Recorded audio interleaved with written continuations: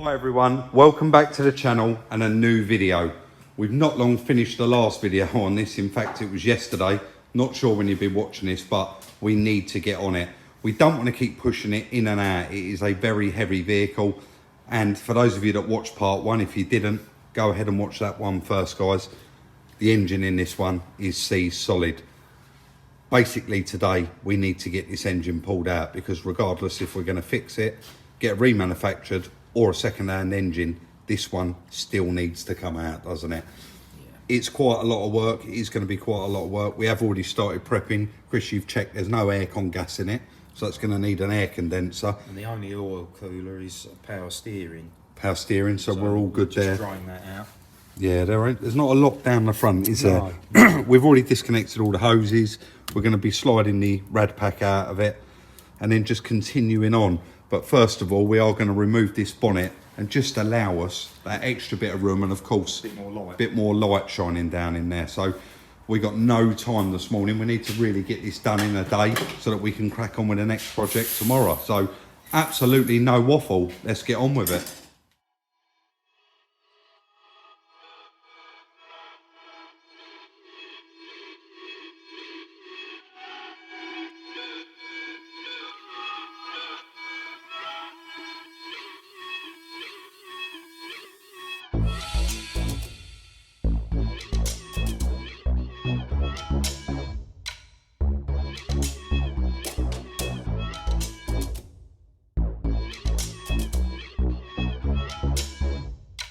I'm not really sure how much you can see, guys, from down here, but unfortunately, because I'm the one with the little legs, I pulled the short straw today. Chris is a bit taller and it is quite high up, so he's going to be doing the leaning over. And as you can see, I'm down underneath the truck. I've got to undo all these bell housing bolts, exhaust pipe, unplug all the sensors. It just made sense for me to be under here. Again, I can't actually record under here, otherwise I would, guys, but you kind of see the space that I'm working in today. So I'll crack on under here. And Chris, you're all right up there, mate? Yeah, I'm fine up here, mate. We'll let Chris crack on up there.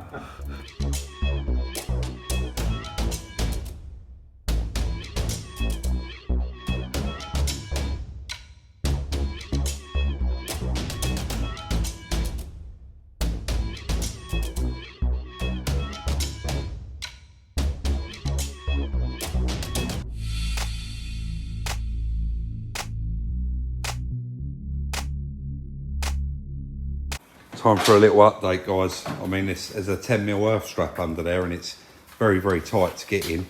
And that's pretty much as far as I got. And the exhaust the whole time I've been under there. Chris has been cracking on up here and it looks like, mate, you've done quite a lot there, haven't you? Yeah, You've got a lot stretched electrics out. are out. Can't see quite where that earth's going at the moment. Could it stay with the engine? Well, no, I think it's actually going... It came off of the body to the battery, but I think it goes back to the body down there. Because you're doing the engine one, so I think all right, fuel pipes are off. All the wiring that side's off as far as I can see. That's going down to the starter motor, so yeah, I'm a couple of clips on it. So yeah, getting there. I'm on the start motor now and I've undone all the bottom bell housing bolts. So there is quite a lot of work involved there and it's all very, very tight to get to, because that engine is so far back in the vehicle. It is, yeah. So we'll continue on, guys, but it's certainly not as easy as a little Fiesta, that's definitely for sure. We'll crack on and I'm sure we'll get there in the end.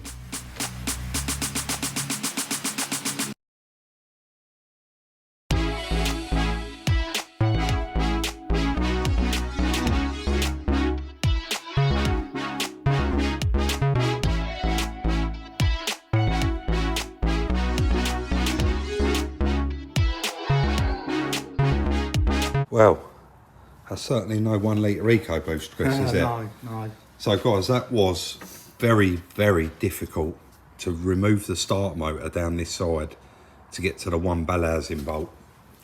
And then round this side, as you can see, Chris had to actually extract the studs out the back of the turbo so that we could get the cap removed in order to get to the bolts for the bell housing this side.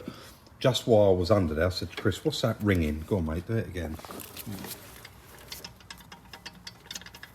The turbo is actually toast. It's toast. Yeah. It's run short of oil. Yeah. So, you know, that is bad, isn't it? So that's just going to make a right racket, and as well, that would end up allowing the engine, the new engine, to run on its own oil, and will probably blow it up as well. So it's good that we noticed it now. It's something that we do always check. We have got everything stripped off apart from one heater hose on the back of the matrix, but there is plenty of flex on it. It's quite long, isn't it? So once we bring the engine forward, that's right, we should be able to get that off. We're quietly confident that we've got all the bell housing bolts out. So really, the only thing holding this engine in is that one heater hose and 2 engine mounts. 2 engine mounts, yeah. So we're going to chuck the hoist on it. That's it. Lift it a little, remove them mounts completely, just to give us a bit of room, or do you think we might not have to? That's what we was thinking, weren't we? Yeah. So as we could lower the engine a bit to get to those the bell bell housing. housing. But now we've got those, it probably come out with the engine mounts on it, as long as they're undone from the chassis. So what we actually tried to do in this one is... that one's done. Oh, it is? Yeah, that one I've undone. I can see that, yeah. So just one side. That one, yeah, we've got undone. What Chris did, he set a tripod up here, didn't he? And that side, I've moved it. He tried filming, you know, just so that you guys can capture elements of it. And as well, Chris, to know that you didn't have Ed China around the back coming out helping you. It always proves it's only me and you. Yeah, it does, doesn't it? So people can slow that down if they want. Yeah, 3 little dots in the top right-hand corner, guys. If you hit that on your screen, you know, you can slow it down. So we just didn't, we only time-lapse bits of it. We didn't want to just fill the whole video out with time-lapse. So I'm going to get back underneath, remove that other engine mount. Chris has already got the shackles and the chain on there. Yep. We've got the engine hoist here. We're going to pull it up, lift it up and get the mounts off. Hopefully pull this one out. Guys, that was a nightmare. That was hard work, Chris, wasn't it?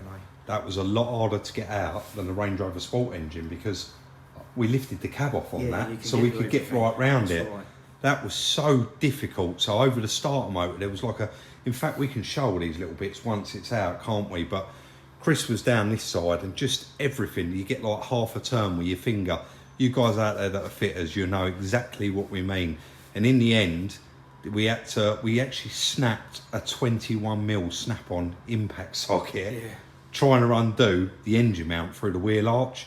And in the end, we got underneath and used my 3.8, which is quite small to undo a big bolt, but it was the only one that would fit in there. And once I was on it with a short reach socket, I unwound it to a point where my socket actually stopped, and Chris had to jack the engine up. But we've got to this point and we've got it rocking. So Chris is just going to slowly lift it up, or I'm going to lift it up, and he's going to check. What way round do you want to go, mate? On this side, or we'll take turns until you get worn out. Can we come out a little bit? Can do. I think there's some breather pipes here that go down to that one's a crankcase thing. I see it, yeah. And then there's one for the transfer box, one for the gearbox, I think. Are they clear? I think, yeah. They're not clipped in. No. There is a little 8mm here, Chris, holding it on. Is there? Yeah. This one, well, actually, no, it is fine, you're right. Yeah, it's just those other two. I think there's another one for the front axle diff as well. They're breathers. Yeah. And they're extended, so if you go through water. Well, we have actually got, you know, that 8mm through the chassis for the starter motor wire. Yeah. I have undone it, but it seems to be stuck on there. Right. So bear with me a minute. No, it should be alright when you've got it. I'm just having a look at how it releases.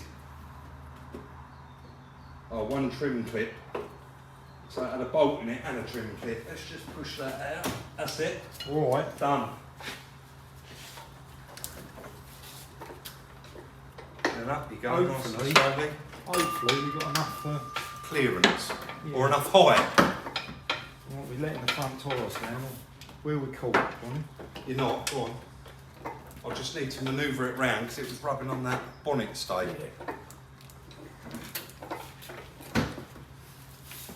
Yeah, all clear here, mate, and nothing left touching.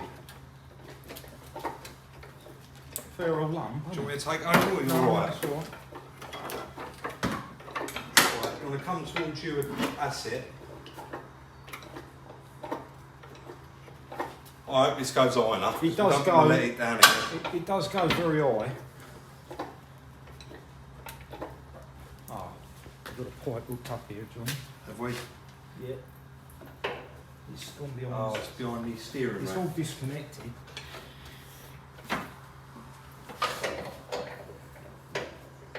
Can you believe that wound round there like that? Yeah, it wasn't around there before, was it? No. Let's pull that one out while we're here. Yeah. Yeah, up you go. Made Chris's new floor all nice and dirty. Yeah. Needs must. Yeah, plenty. That's it, mate, you're clear.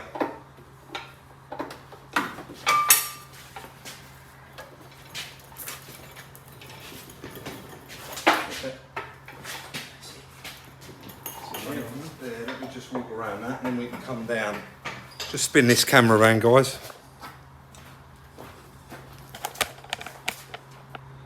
God, that was hard. Lower it down. Yeah, that was hard work. We won't come too far because I think we might. This is the bolt, guys. I was on about we snapped the socket on, but obviously the other side. Yeah. Well, I guess now we're going to have to decide what we're doing. Look at that turbo. Shot to pieces, that one. Honestly, guys, you don't realise that. That was so tight, and every time, every bolt we undone had never been undone, and it was super tight.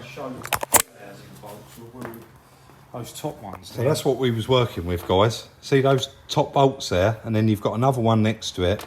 That's the dowel there, and then that bolt there you could not get undone. Sorry, I'm pointing and I'm hoping that this makes sense. So this one here, guys, Chris had to actually undo the bolts and wind out the studs on the cat just to get that bolt undone.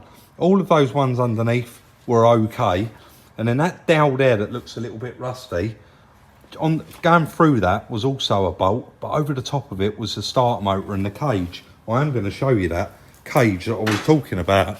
I'm not sure if it's still on here. So there's the starter motor, and it had two 13s going through it. I'm zooming right in too far here. Would you mind just... So it had two 13s going through that, guys, and you had this pipe in here. So it was, I was struggling to get to that 13, but in order to get to those in the first place, it had that cage over the top of it, which had to... So do you know what? It's too much to explain, yeah. But it was that one, wasn't it? Yeah, it was just... You just couldn't get to it. But it's out now, Chris, and... It is. That is the hard part of it done. Well, yeah, one of the hard parts. We can have a clean up, can't we? Yeah, well, we can push the truck the out. Back on. Yeah. We can put it back outside, park it. We put all the bits in the boot. We're in the back. Yeah. The one thing we were saying, it's handy about this is a truck. We've been able to store all the parts in the back of it, as opposed to putting them in the spray booth or anywhere else. But yeah, it's finally out, guys. Back in a moment.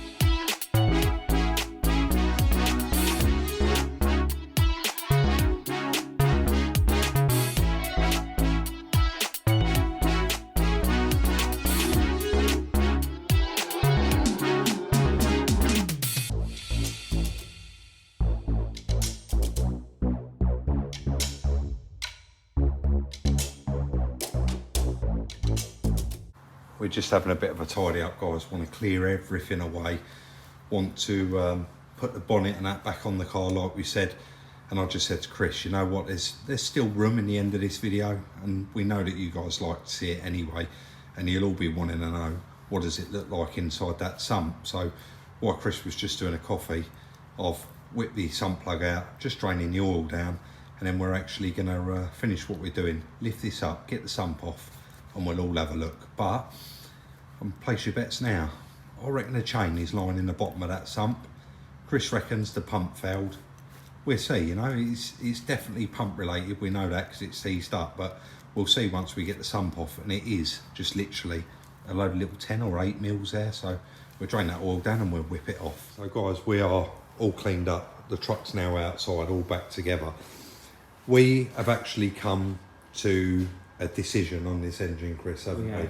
Yes. Now, I've done a bit of ringing around and we have found an engine company in Essex that's actually got one of these on the shelf, reconditioned, built up, ready to go, exchange unit. Yeah. And I said, would it be possible if we did some recording there? And straight away they said, no problem at all, didn't they? Which builds confidence. Does, yeah. Definitely.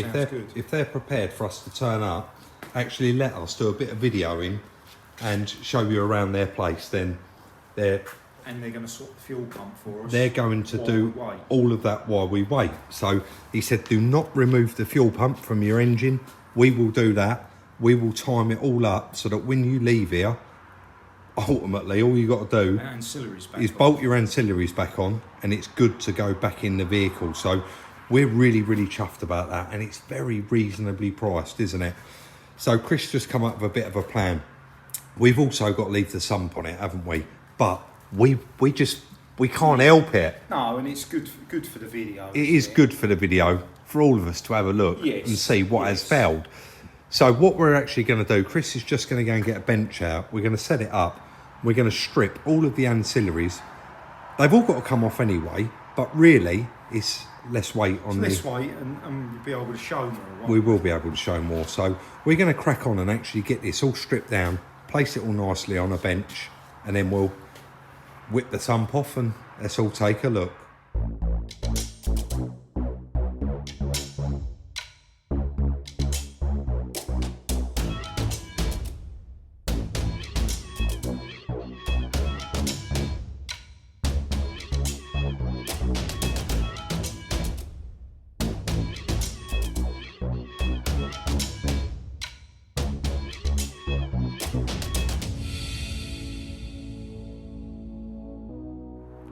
Fair bit of work there, guys. Definitely a fair bit of work. We've got the bare engine hanging there. What we've done is we've removed the turbo with the manifold. It's all got to come off anyway, and we're going to be obviously getting a new cassette for the turbo if we can.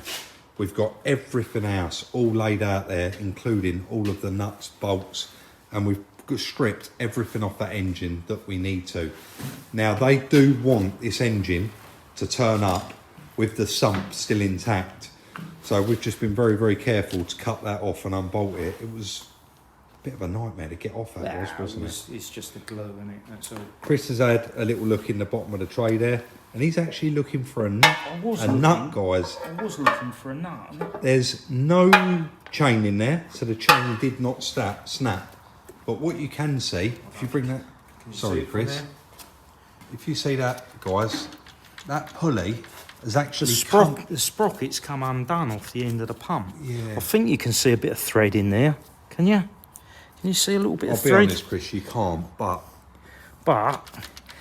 that chain sprocket has come off the end of the pump. I've never ever seen anything happen like that, have you? Have you not? No. I mean, what a racket that must have been making. I've seen teeth stripped off, I've seen the chain snap, but that, as you're right, it's actually fallen off the end of its shaft. Yeah, I mean, it's touching this casing here.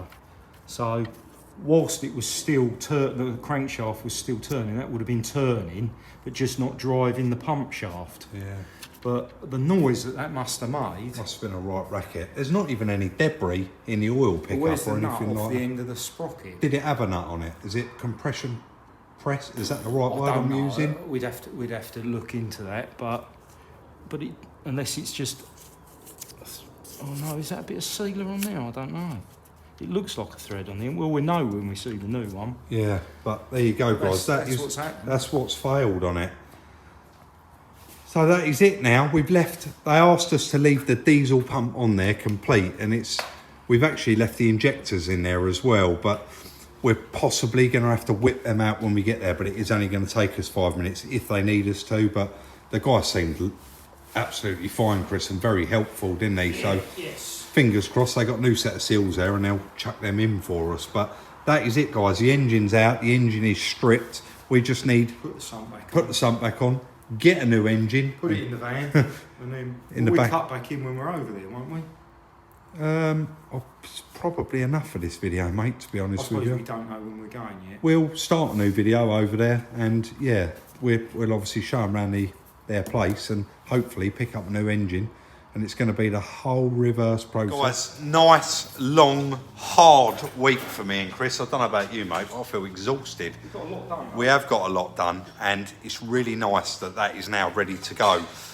Like I said earlier on in the video, we got to arrange the day that we're going to be going there, and then what we do is we chuck that in my van the night before, won't we? And then we just set off early in the morning. It is only over the Dartford crossing, and Chris is already started making a bit of a plan. He said, well, if you can get a day for that, what we can do is pop to the other place where we got the London Turbos. London Turbos, Yeah. get a cassette for that.